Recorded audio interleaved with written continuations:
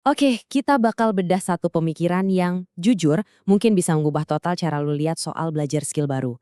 Kita mulai dari sebuah pernyataan yang kedengarannya pede banget. Gini deh, kedengarannya sombong banget kan? Seolah-olah yang ngomong ini tuh jenius, otaknya super. Tapi rahasianya tuh bukan di situ sama sekali. Dan satu hal ini tuh bukan soal coding, bukan soal skill teknis yang ribet. Ini tuh soal cara mikir yang salah dari awal banget. Sebuah jebakan yang gak kelihatan, yang bikin jutaan orang nyerah bahkan sebelum mereka bener-bener mulai. Nah, disinilah akar masalahnya. Bukan di materinya yang susah, tapi di pola pikir kita sendiri waktu ngadepinnya. Yuk kita lihat lebih dalam lagi. Ini kayaknya pikiran yang semua orang pernah alamin deh. Kita tuh sering banget lihat hasil akhirnya. Programmer jago, keren, dan langsung mikir, dia memang bakat dari sananya. Atau pasti pinter banget orangnya. Rasa terintimidasi ini tuh gila kuat banget efeknya. Waktu kita lihat orang yang udah ahli, otak kita tuh otomatis ngebandingin. Dan ujung-ujungnya sering banget nyimpulin, wah gak mungkin gue bisa kayak gitu. Perasaan ini bukan gue, nah inilah tembok pertama yang kita bangun sendiri. Dan dari tembok itu akhirnya muncul siklus setan ini. Kita jadi penonton doang, ngumpulin materi, bookmark video tutorial, beli kursus online, tapi nggak pernah bener-bener dipraktekin. Kenapa? Ya karena di dalam hati kita udah yakin duluan kalau kita nggak mampu. Akhirnya, mimpi kita dicuri bahkan sebelum kita sempat nyoba. Tapi untungnya, setiap siklus kayak gini tuh bisa dipatahin. Dan biasanya, itu dimulai dari satu momen kesadaran. Sebuah momen aha yang mengubah segalanya. Pertanyaannya jadi balik lagi ke yang paling dasar.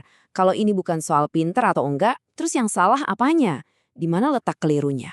Dan ternyata ini jawabannya.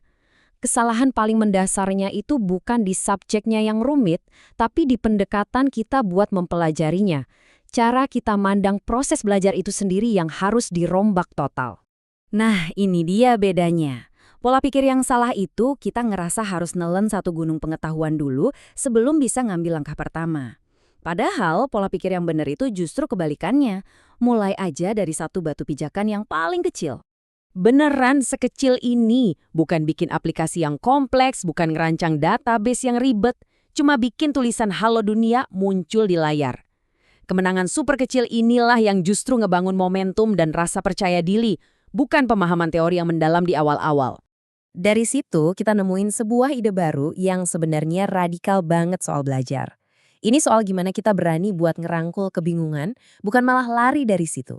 Jadi kalau kita definisiin ulang ya, belajar coding itu bukan adu pinter, tapi adu tahan banting mental. Seberapa kuat lu buat tetap ada di kondisi nggak ngerti, di kondisi bingung, tapi tetap maju, selangkah demi selangkah. Ini fakta yang harus kita tanam di kepala kita.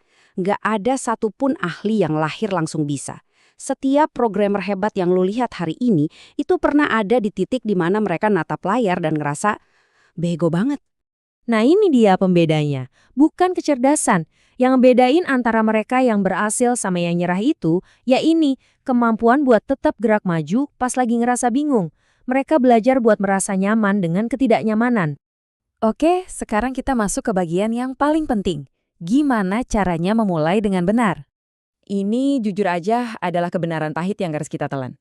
Kalau syarat lu buat mulai adalah harus ngerti dulu semuanya, lu udah masang syarat yang mustahil. Lu nggak akan pernah mulai. Terus solusinya gimana? Simple, mulai aja dari hal terkecil yang bisa lu lakuin. Dan lakuin itu hari ini. Dan yang paling-paling penting nih, lurusin niatnya dulu. Tujuan dari langkah pertama ini bukan buat jadi jago, sama sekali bukan. Tujuannya jauh lebih fundamental, yaitu buat ngebuktiin ke diri lu sendiri bahwa lu bisa bergerak maju, walaupun pelan banget. Ini soal membangun kepercayaan diri, bukan soal keahlian. Jadi, ingat ini baik-baik.